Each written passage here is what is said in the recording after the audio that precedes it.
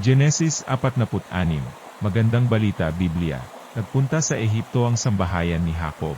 Naglakbay nga si Israel, dala ang lahat niyang ari-arian. Pagdating sa Beerseba, naghandog siya sa Diyos ng kanyang amang si Isaac. Pagsapit ng gabi, tinawag siya ng Diyos sa isang pangitain, "Jacob, Jacob." "Narito po ako," sagot niya. "Ako ang Diyos ng iyong ama," sabi sa kanya. "Huwag kang matakot na pumunta sa Ehipto. Doon, ang lahi mo'y magiging isang malaking bansa. Sasamahan ko kayo roon at ibabalik muli rito. Nasa piling mo si Josue kapag ikaw ay namatay." Mula sa Beerseba'y naglakbay si Jacob.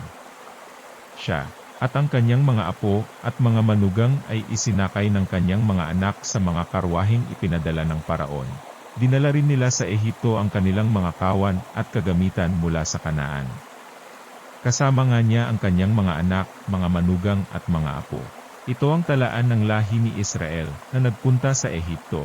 Si Jacob, at ang kanyang mga anak, at mga apo, si Ruben na kanyang panganay, at ang mga anak nitong sina Enoch, Phalu, Hezron at Carmi, si Simon at ang mga anak nitong sina Jemuel, Jamin, Ohad, Jakin, Zohar at si Saul na anak ng babaeng taga-Kanaan.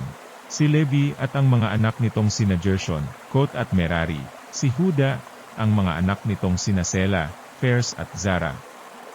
Si at Onan ay namatay sa Kanaan. Ang mga anak ni Pers na sina Hezron at Hamul. Si Isakar at ang mga anak nitong sina Tola, Pua, Job at Simron. Si Zebulun at ang mga anak nitong sina Sered, Elon at Jahlil. Ito ang mga anak at apo ni Jacob kay Leah, na pawang ipinanganak sa Mesopotamia. Kabilang dito si Dina, ang anak na dalaga ni Jacob. 33 silang lahat.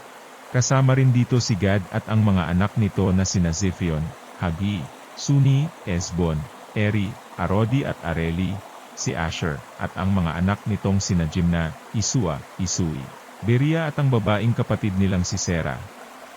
Ang mga anak ni Beria ay sina Heber at Malkiel. Ang mga anak at mga apo ni Jacob kay Zilpa, ang aliping ibinigay ni Laban kay Leah, ay 16. Kabilang din sa talaang ito ang mga anak at mga apo ni Jacob kay Raquel, sina Josue at Benjamin, sina Manases at Ephraim.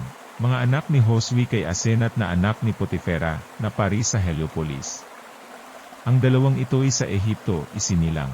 Ang mga anak ni Benjamin ay sina Bela, Beker, Asbel, Gera, Naaman, Ehay, Ros, Mupim, Hupim at Ard. 14 ang mga anak at mga apo ni Jacob kay Raquel. Kabilang pa rin dito si Dan, at ang bugtong niyang anak na si Husim, at 24 si Neftali, at ang mga anak nitong sina Jazil, Guni, Jeser at Silem. 7 ang mga anak at mga apo ni Jacob kay Bilha, ang aliping ibinigay ni Laban kay Raquel. 66 ang mga anak at mga apo ni Jacob na nagpunta sa Ehipto. Hindi kabilang dito ang kanyang mga manugang. Daniel ang naging anak ni Josue sa Ehipto, kaya ang kabuuang bilang ng sambahayan ni Jacob na natipon doon ay 70.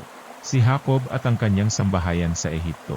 Si Juda ang isinugo ni Israel kay Josue upang siya'y salubungin.